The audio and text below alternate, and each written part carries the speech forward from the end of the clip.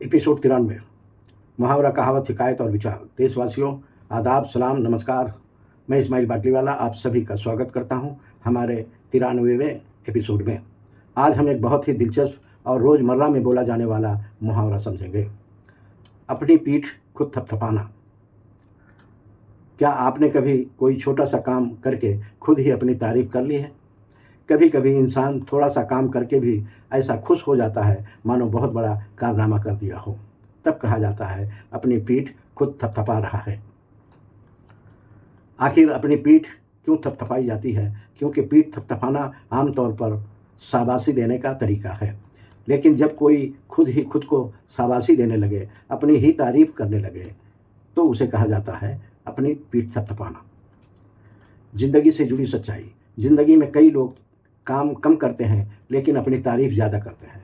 थोड़ा सा योगदान और बड़ी बड़ी बातें, छोटी सी सफलता और लंबा भाषण, ऐसे लोगों को देखकर अक्सर यही कहा जाता है कि अपनी पीठ खुद थपथपा रहे हैं। इस मुहावरे का मतलब क्या है? अपनी ही तारीफ करना या खुद अपनी प्रशंसा करना, यानी अपने काम की खुद ही शाबाशी देना, अपनी ही बड़ाई करना।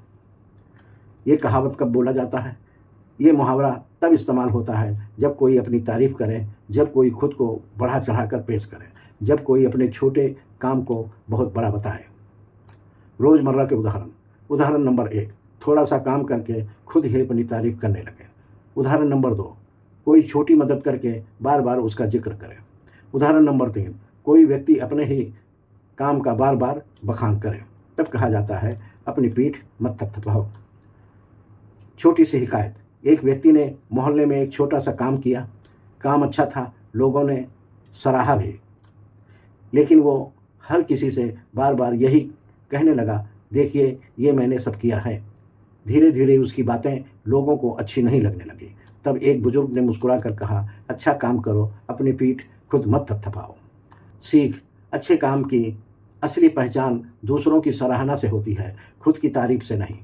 जो सच में बड़ा होता है उसे खुद अपनी बड़ाई नहीं करनी पड़ती है। संदेश।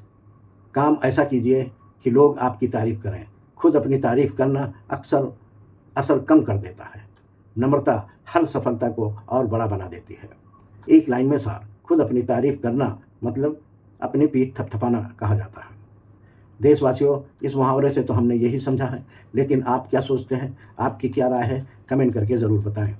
ये सिर्फ एक वीडियो नहीं है, बल्कि जागरूकता मिशन है। हर शब्द, हर विचार और हर कहानी का मकसद है समाज में सकारात्मक बदलाव लाना।